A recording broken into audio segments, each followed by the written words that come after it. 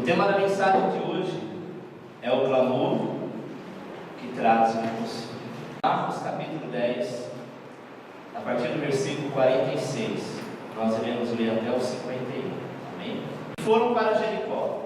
Quando ele saía de Jericó, juntamente com os discípulos e numerosa multidão, Bartimeu, cego, mendigo, filho de Timeu, estava sentado à beira do caminho. E ouvindo que era Jesus, o Nazareno, pôs-se a clamar: Jesus, filho de Davi, tem compaixão de mim. E muitos o repreendiam para que se calasse, mas ele cada vez mais gritava: Filho de Davi, tem misericórdia de mim. Parou Jesus e disse: Chamai-o. E chamaram. Então o cego, dizendo-lhe: Tem de bom ânimo, levanta-te. E ele chama. Lançando de si a capa, levantou-se de um salto e foi ter com Jesus. Perguntou-lhe Jesus: Que queres que eu te faça? Respondeu o cego: Mestre, que eu torne a ver. Então Jesus lhe disse: Vá, a tua fé te salvou. Imediatamente tornou a ver e seguia Jesus. Estrada. O texto diz que Jesus, indo para a cidade de Jericó, à beira do caminho, estava sentado um cego. Segundo os costumes da época, usava-se um sino em sua perna e uma capa preta para anunciá-lo e identificá-lo. E como Bartimeu, amado, não era diferente. Esses eram os trajes, essas eram as vestes, porque ele vivia do agrado que as pessoas davam. Ele vivia daquilo que as pessoas o abençoavam. Até o momento que ele teve experiência com o Senhor Jesus. Até o momento que um clamor que traz o impossível aconteceu. Bartimeu, amado, era um necessitado, era um pobre coitado. Quantas vezes ele estendeu a mão pedindo ajuda e as pessoas não ajudaram? Quantas vezes talvez ele ouviu alguém falar assim: ô vagabundo, vai trabalhar. Uma pessoa com uma deficiência, já é difícil arrumar emprego. Quem diria se essa deficiência for na visão? Vai trabalhar no quê? Aonde? O que um cego pode fazer numa empresa? Não é verdade? Pode colocar ele numa máquina? Ele não vai dar conta. Pode colocar ele para visitar clientes, para realizar algum tipo de venda? Não vai conseguir. Pode colocar ele no escritório para receber e-mail, que eu saiba, a tela do monitor não tem braille. Não é verdade? Então o que resta a essa pessoa é apenas mendigar. O que resta para essa pessoa não tão somente é pedir, é viver na misericórdia dos outros. Talvez quantas vergonhas e humilhação eu já havia passado naquele local. Quantas piadinhas talvez ele ouviu. Eu acho engraçado, irmão, tem pessoas que saem com seu belo carro na rua e encontram, sabe, alguns pobres coitados ali pedindo. A primeira coisa que as pessoas fazem é ajudar. Eu não vou dar porque ele vai lá e vai usar droga. Ah, pela essa cara que ele tem de nóia, de bêbado, de sei lá do que, com certeza ele vai pegar essa moeda que para você não faz falta nenhuma e vai fazer qualquer outra coisa errada.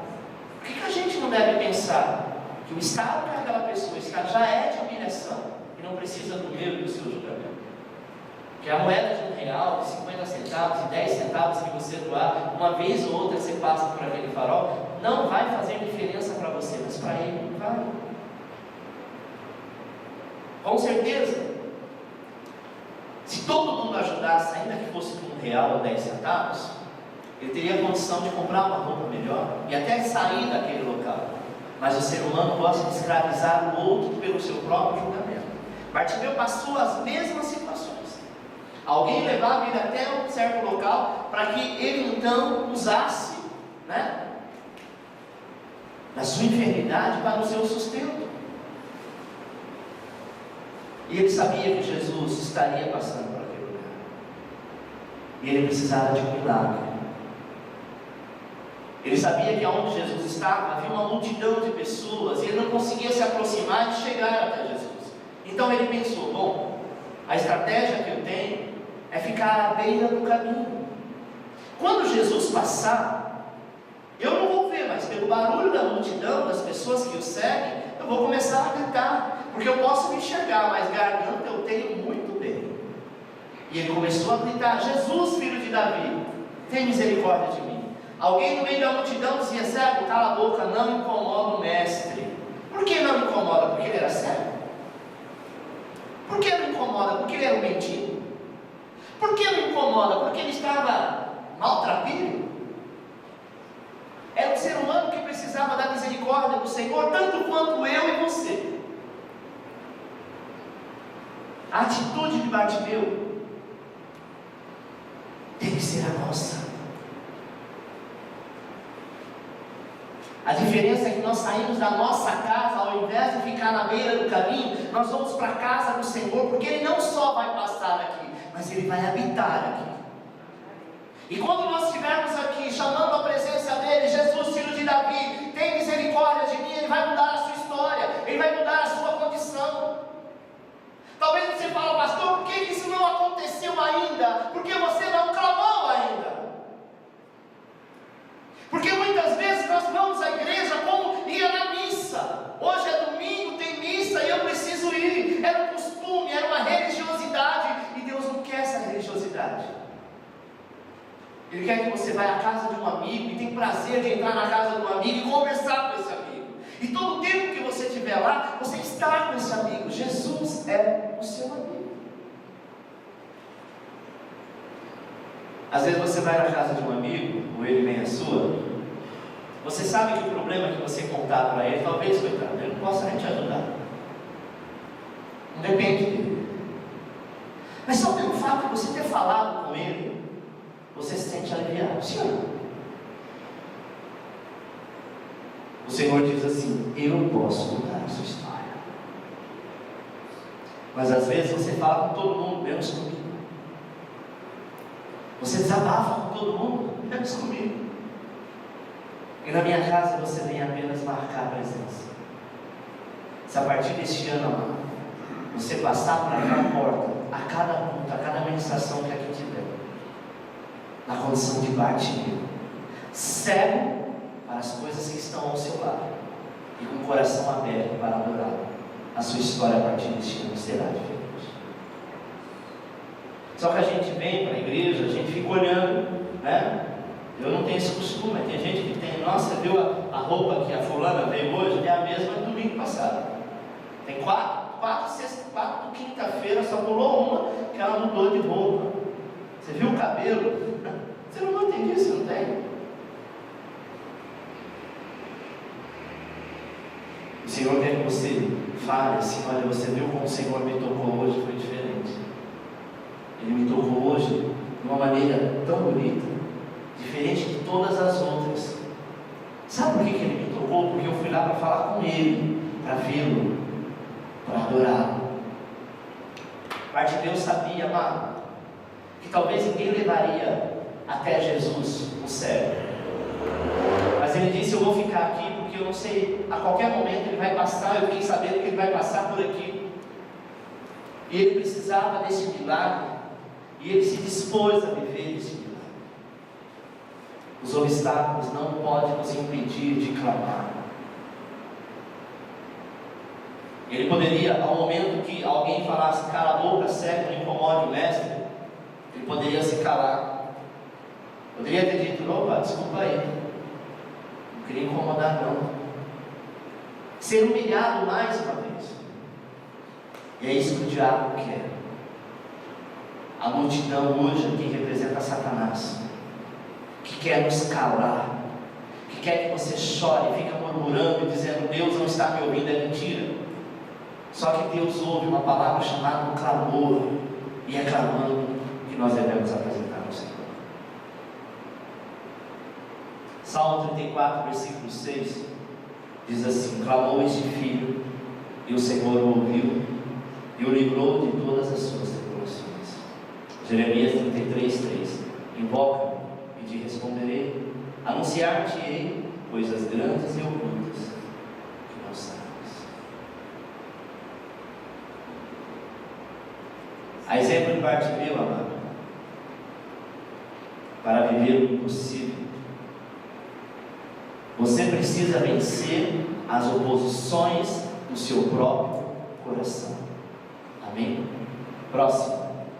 Você precisa vencer as oposições do seu próprio coração.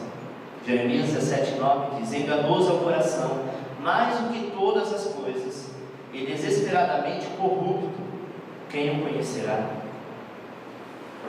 Eu, Senhor, esquadrinho o coração, eu provo os pensamentos, isto para dar a cada um segundo o seu proceder, segundo o fruto das suas orações.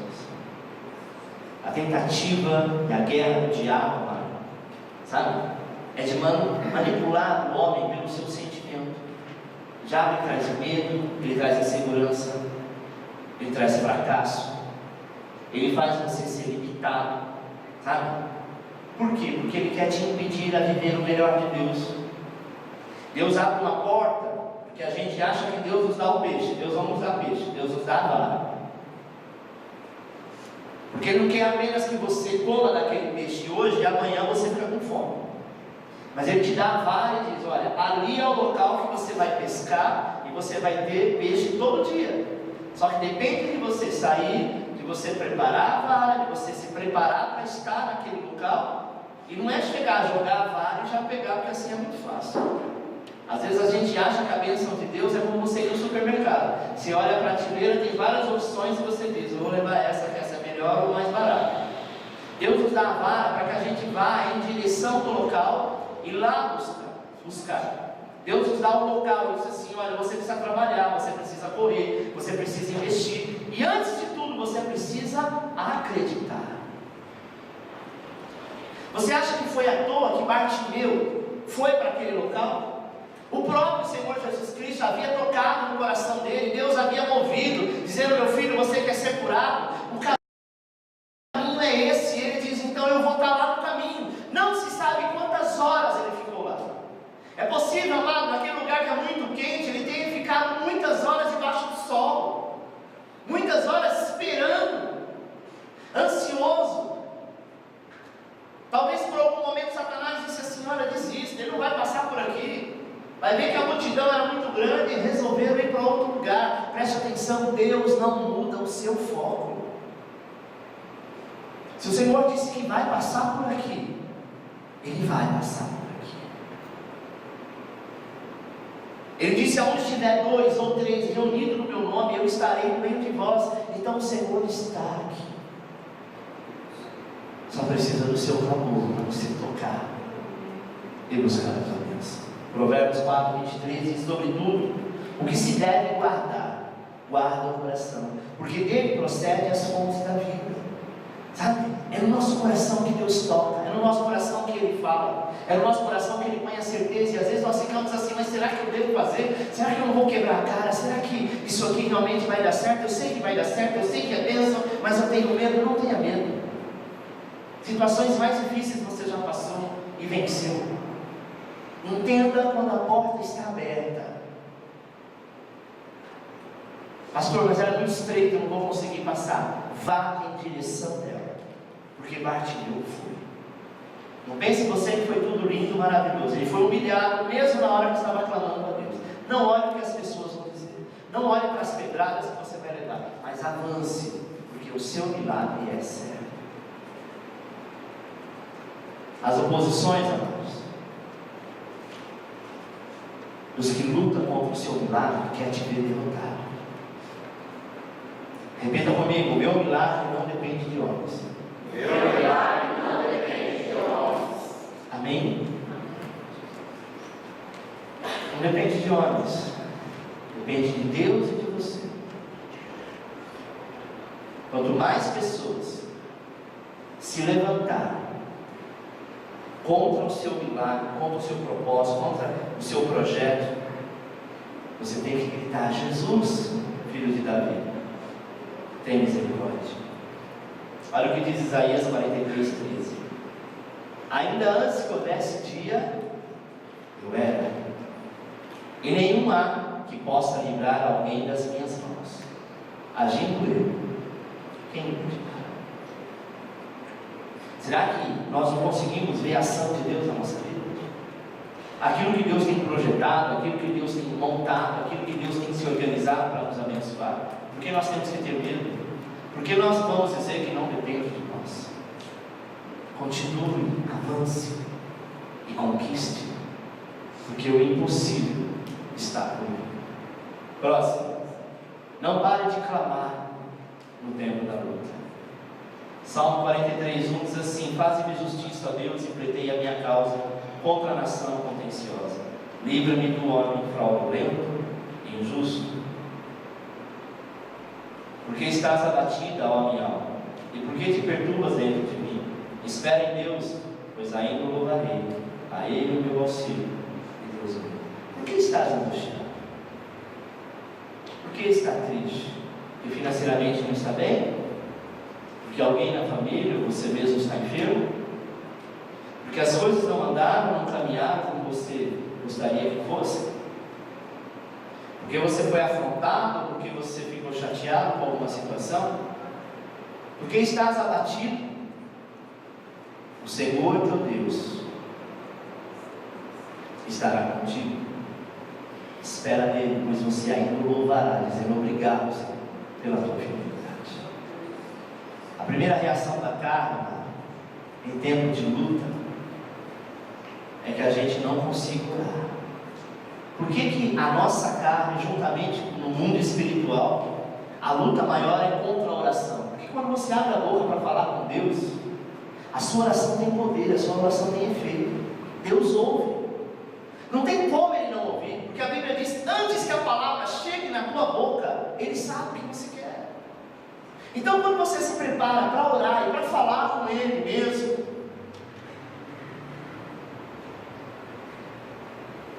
se move no céu para te abençoar.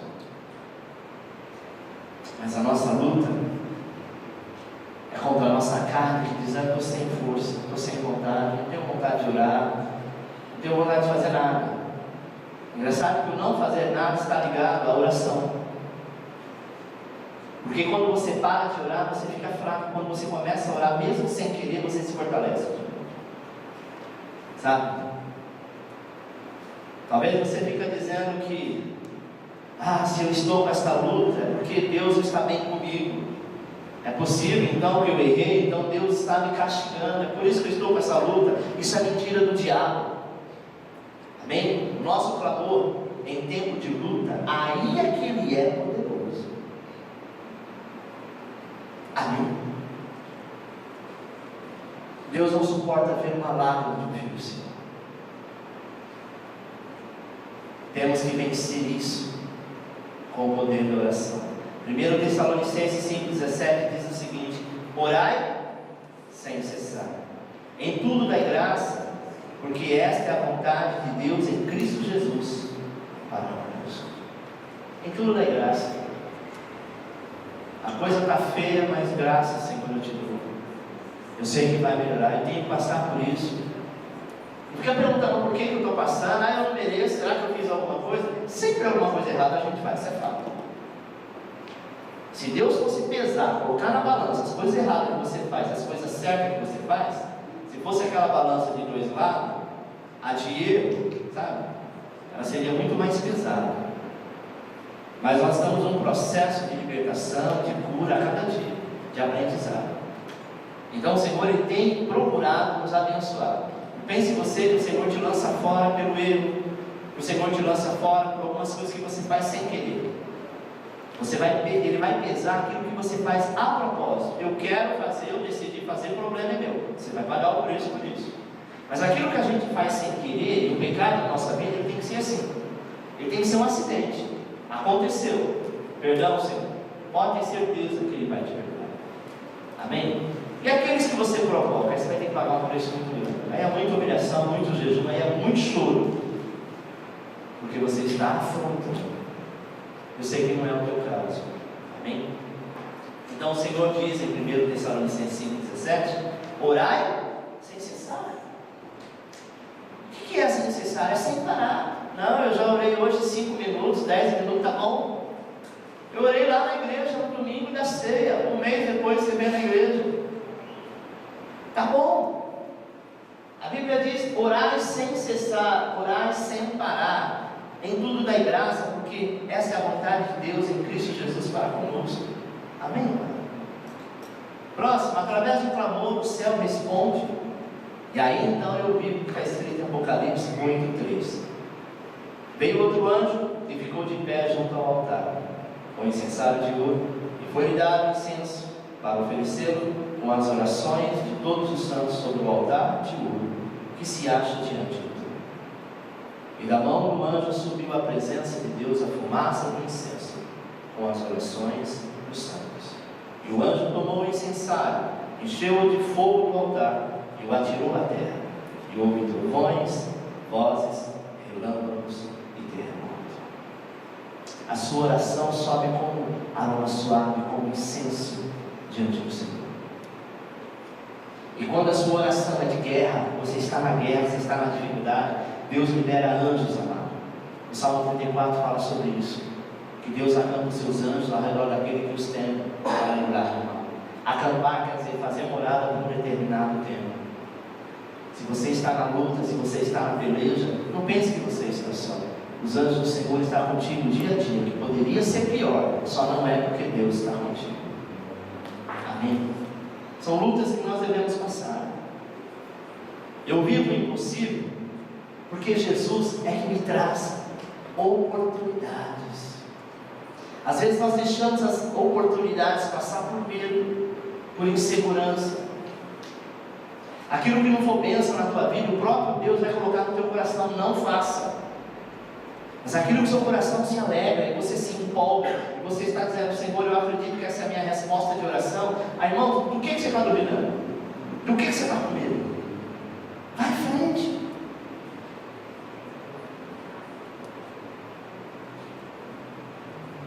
O Senhor te pergunta nessa noite, o que queres que eu te faça? Mateus 7,7. Pedi e dá-se-vos-á. Buscai e achareis. Batei e abri-se-vos-á. Pois todo o que pede recebe, e o que busca encontra, e a quem bate abrir-se-á. Deixa esse texto no quadro, por favor. Pedir e dar-se-vos-á. Pedir e dar-se-vos-á. Buscai E achareis. Batei E abrir-se-á. Preste atenção. Se eu peço, eu receberei. Se eu busco, eu acho. Se eu bato porque eu quero entrar, o que vai acontecer? Vai se abrir. O 8 diz, pois todo o que pede, ele diz todo ou alguns? Todos. E o que busca, encontra. E a quem bate, abrir-se-á de novo. Ou seja, a porta que você está pedindo a Deus, Ele está abrindo. Você só precisa ter foco para entrar e ser renovado. Quando nós somos renovados na nossa fé, é liberado no mundo espiritual aquilo que até então era impossível. Aquele cego, ele quando ouve a voz de Jesus, alguém diz assim, olha cego, o mestre te chama, vá até ele. Qualquer um outro diria, peraí, deixa eu pegar minha capa, deixa eu pegar aqui a minha esmola, deixa eu pegar aqui esse monte de pano, deixa eu levar meu cachorro que vive comigo. Ele não olhou nada disso, ele disse, hoje é a mudança da minha vida. Eu vou até o mestre, e eu sei que vou sair de lá enxergando. Ele perguntou, meu filho, o que queres que eu te faça?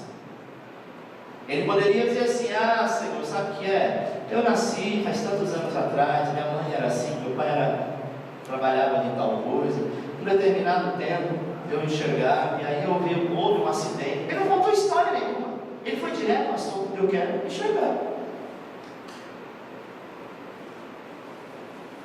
Jesus poderia olhar para ele e falar assim, mas essa enfermidade é de licença. A retina do olho você não tem. Essa pequena bolinha no olho, sabe? Você não tem. Ou tem um buraco aqui, não dá para fazer nada. Se fosse catarata, talvez eu faria. Né? Mas no seu caso não tem jeito. Isso é impossível. E ele creu nesse impossível. Ele diz: eu não poderia estar aqui, eu não tinha possibilidade de estar aqui, mas eu vou. Eu vou porque eu quero. O máximo que pode acontecer é eu estar lá, Jesus não passar, mas se ele não passar hoje, amanhã ele passa, porque eu sou determinado, a minha cura, a minha bênção, a minha conquista, e eu vou fazer como se o custar. Isso é o projeto de Deus para nós.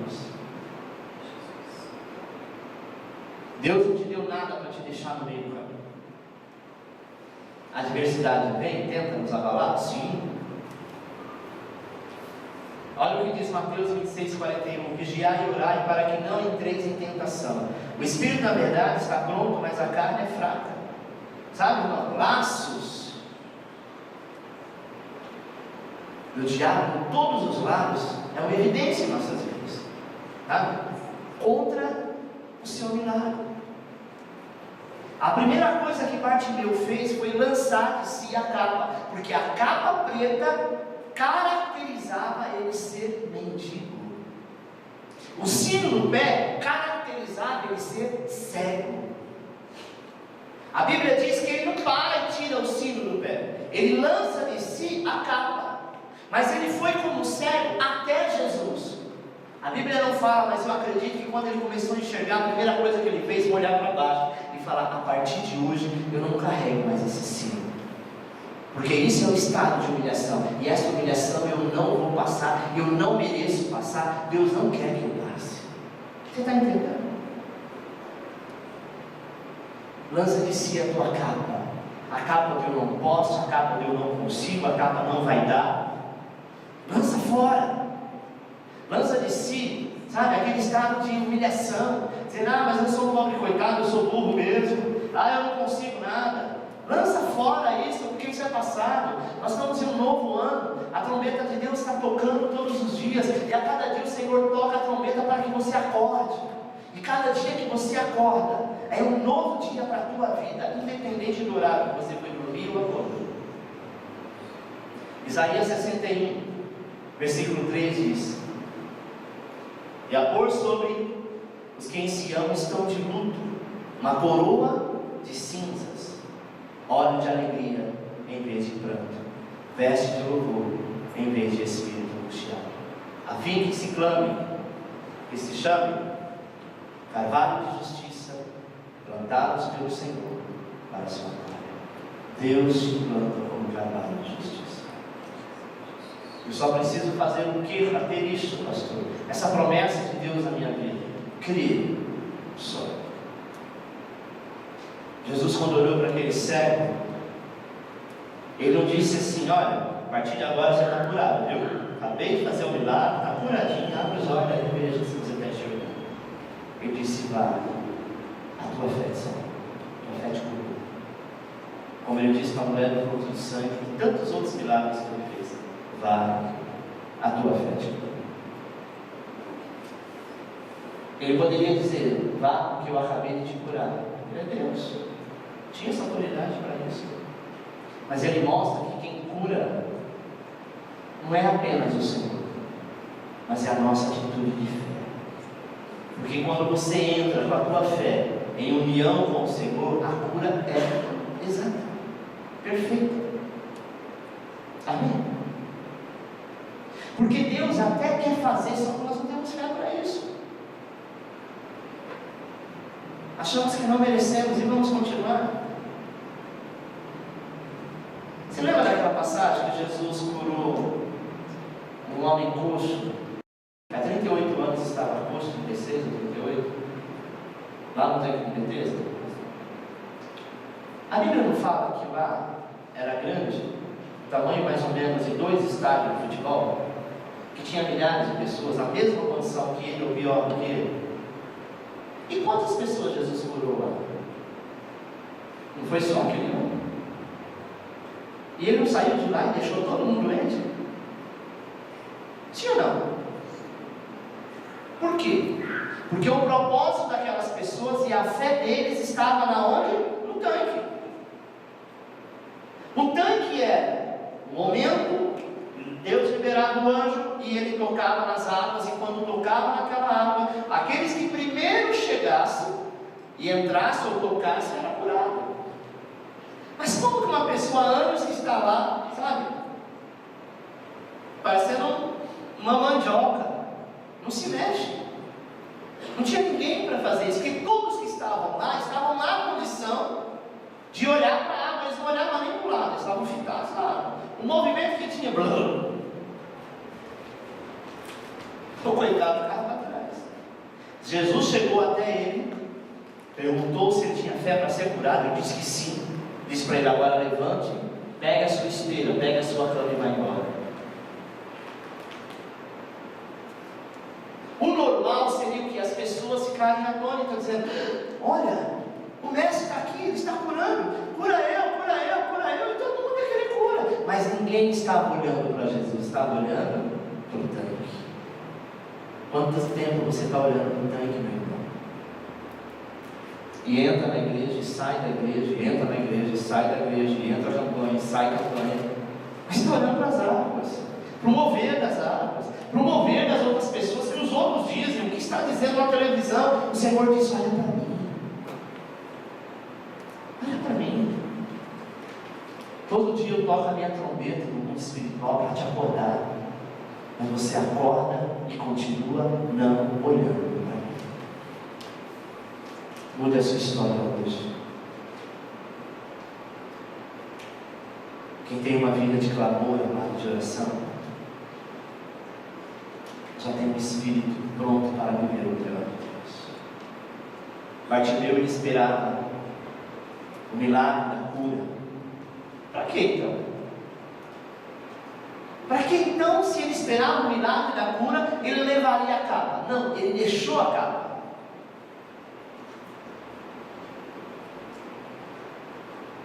Deus tem uma nova vida para você, mas deixa o passado para trás. Amém? Amém. Porque a capa identificava com o problema. A capa me identificava como miserável, como enfermo. E Deus quer mudar a sua história. Salmo 116, versículo 1, esse é o último texto que diz: amo o Senhor, porque Ele ouve a minha voz e as minhas súplicas, porque inclinou para mim os seus ouvidos, invocá-lo-ei enquanto eu vivo. Laço de morte me cercaram, e angústia do inferno se apoderaram de mim. Caí em tribulação e tristeza. Então invoquei o nome do Senhor. Ó Senhor, livra minha alma, que Deus me dá. Aplauda o Senhor.